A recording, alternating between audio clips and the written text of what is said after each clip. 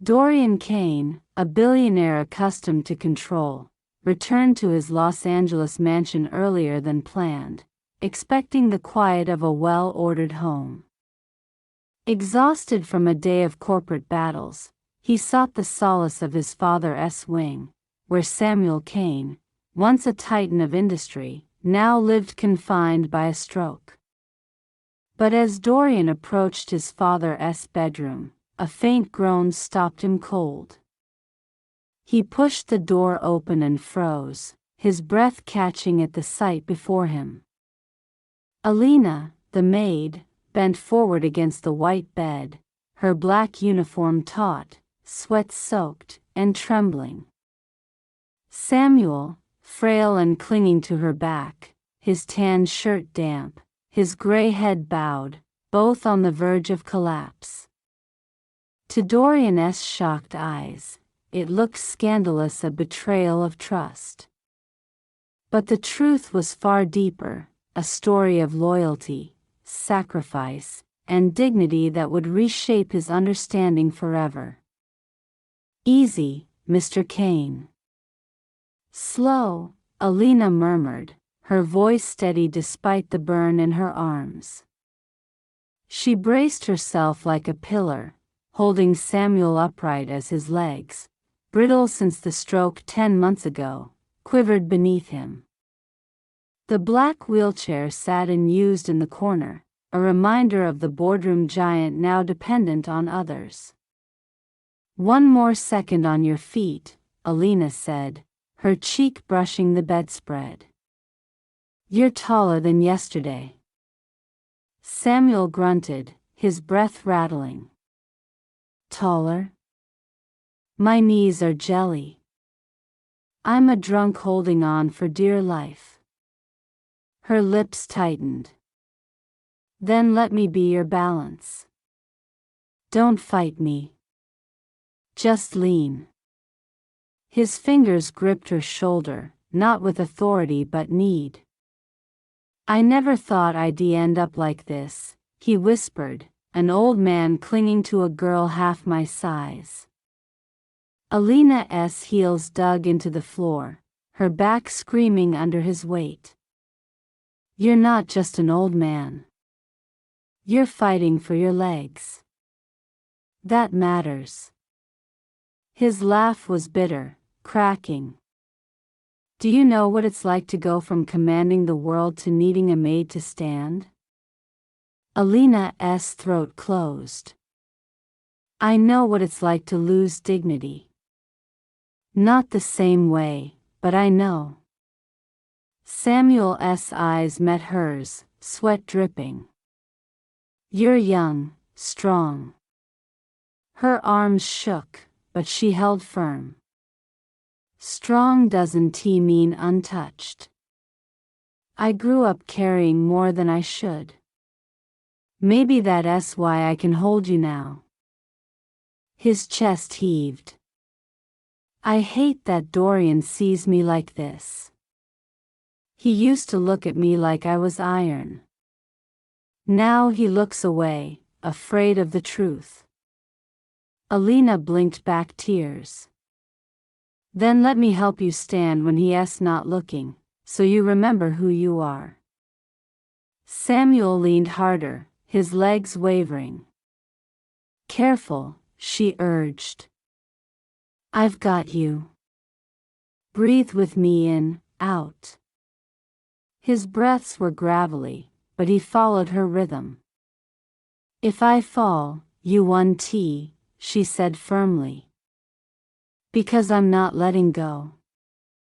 His voice broke. "Why do you care so much, Alina?" Her brow glistened.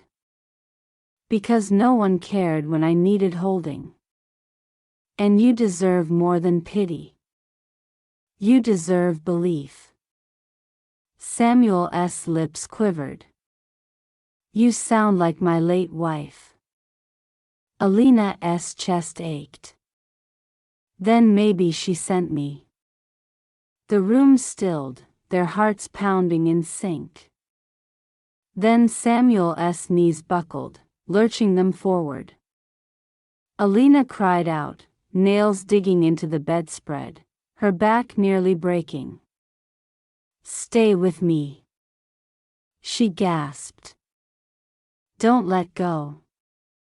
His arm clamped around her, desperate.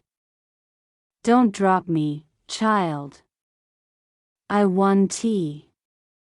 Sweat soaked her apron as she fought to hold him. They froze. Samuel bent over her, Alina straining like a collapsing bridge. "This isn't how Dorian should see me," he whispered, shame heavy. Alina shut her eyes, muscles screaming. "Then he won tea. We'll finish this, just us." But the door creaked. Heavy footsteps crossed the polished floor. "Father." Dorian's voice was deep, alarmed. Alina froze, knowing it was him, the billionaire's son in his brown suit. To him, the scene looked wrong, his father clinging to the maid, both trembling, drenched in sweat. Alina's arms shook, but she whispered, "Just a little more, Mr. Kane. The chair's here." Samuel groaned, resolute. "Steady me, child." Her shoes squeaked as she guided him inch by inch to the wheelchair. His weight crushed her shoulders, but she lowered him until he sank into the seat, chest heaving, sweat streaking his face. Alina collapsed against the bed frame, gasping, her apron clinging to her skin, arms quivering. But Dorian's gaze burned into her. "What did I just see?" Dorian's voice was slow, sharp. Alina's throat tightened, words tangled. She knew how it looked, compromising, intimate, but the truth was raw and real. Before she could speak, Samuel raised his head, voice firm despite his frailty. "Don't look at her like that, Dorian. She was helping me. Helping you." Dorian's eyes narrowed. "By putting herself in that position? Taking a risk she shouldn't." Alina found her voice. There was no one else.